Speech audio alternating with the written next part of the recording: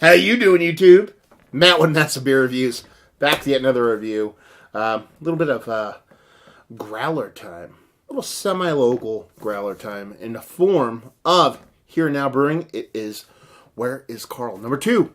It's a IPA. These guys, they not super new by me.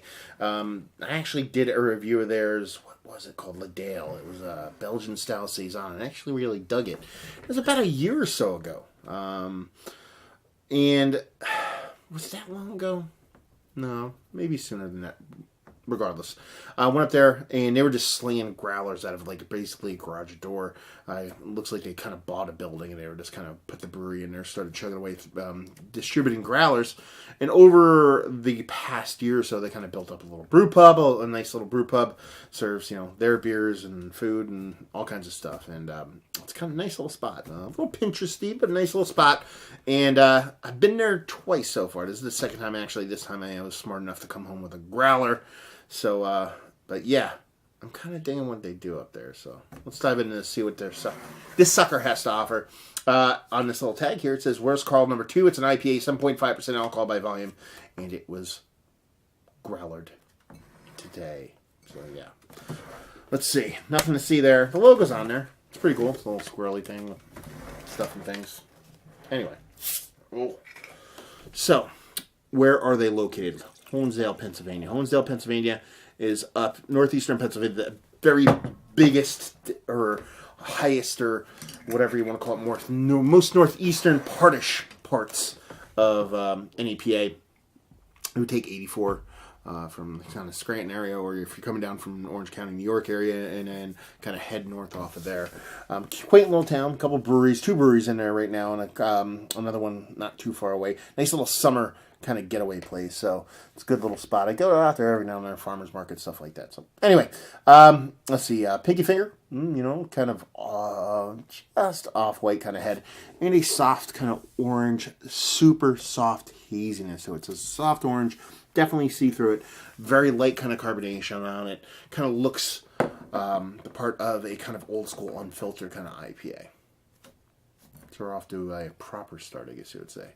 See if we get a nose on her. Okay. I'm getting like a candied kind of orange thing. Almost like this orange, what do they call those things? I forget what they're called. Orange halves?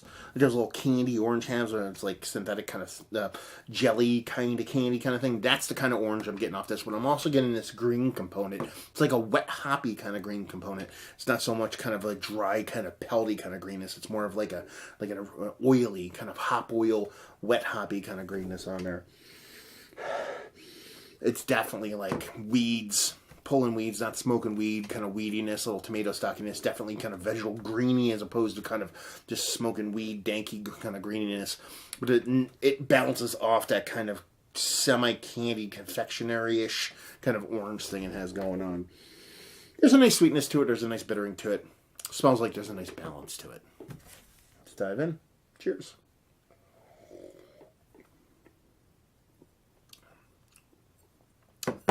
Pretty much comes through to a key in the mouth. It's exactly the same.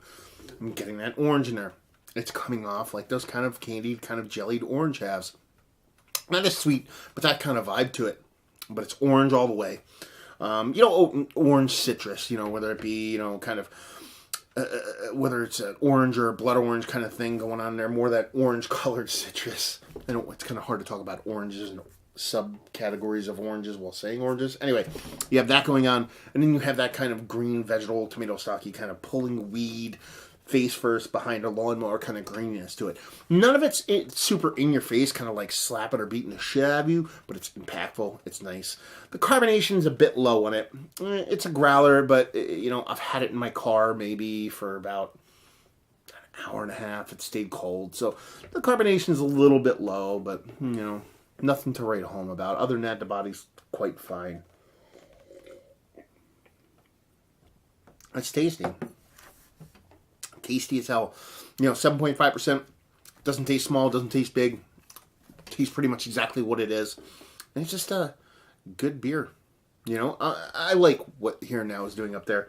You know, the beers are creative. You know, there's a couple misses. I went up there today. There was one beer I really didn't like. It was, you know, for me, it was a little bit technically kind of sideways. But, I mean, out of the kind of 30 different beers I've had from them over the past year and a half, I'd say that one was like maybe 2 of those were like that. So, you know, a new brewery trying to make good, that's kind of, you know, to be expected, unless you have some old school kind of head brewer thing going on, which isn't the case. Just kind of, I don't want to say young kids, because makes me sound old, but kind of young kids making good up there. You know, the food looks delicious. I still haven't eaten there. I was lucky enough to eat at an awesome place before that, and I was full, but I'll tell you what, they have duck fat popcorn that is absolutely bonkers good. So that in of itself is pretty cool. And the spot is cool. It's a nice little quaint little downtown, trying to come back, old kind of cold cracking town, just trying to bring back, you know, life to the town or the city in general. And while it does feel out of place, it's a bit kind of, for lack of a better word, hipstery. You know what I mean? The way it's kind of laid out, like I said, a little Pinteresty going on. But it doesn't feel fake. It doesn't feel authentic. It's just a little bit out of place for the town it's in. But I think that's a good thing. It's a bit more progressive than what you'd see in some place like Honesdale. So they're doing kind of progressive beers. They're doing kind of interesting hopped beers. I haven't had your traditional, and it's weird to actually use that word, traditional, like, new hazy kind of IPA that everybody's looking for from them. It's been a lot of kind of old school hopped beers with new school kind of hop sensibilities, along with a lot of the kind of yeast driven stuff. They had a spiced stout. They've had, like I said, Belgian Saison that I've done, and they've done Belgian doubles and things like that. So it's cool to see breweries actually getting outside of that kind of hop realm and doing a couple different things. So I'm a fan of the brewery, and this beer is pretty damn tasty. Are you going to go gaga for it? If you're not the biggest kind of old school meets new school kind of beer person in the world, you might not go gaga for it. But, you know, if all you like is the haze, bro, then what can I do? Anyway, let's cut to the chase. Is it one of the better hopped beers, IPAs, that I've had as of late? It's on the edge. You know, it's on the outside looking in. It's not, definitely could be in the conversation if you were to kind of drill down on styles and be like, is it one of the better kind of old school, little new school sensibility kind of IPAs I've had as of late? Yes. But I do tend to skew a little bit new school with my IPA, so that would keep it out of the kind of general lumped category.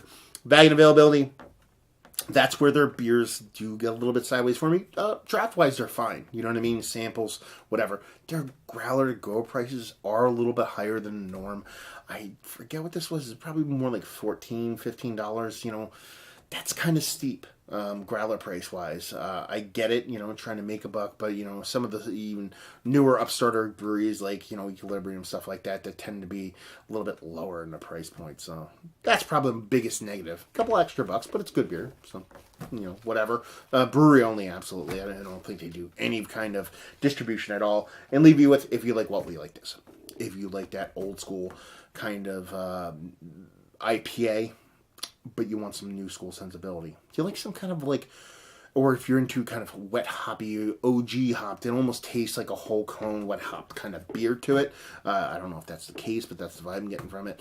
Or if you just like good beer from people trying to make good beer. How about that one? Because it is tasty stuff and worth a visit if you're traveling down 84. Or if you're up for a trip, hit them up. A couple breweries in that area, so you can make a little fun little brewery trip. So there you go. Another review in the books. Hopefully you guys enjoyed it.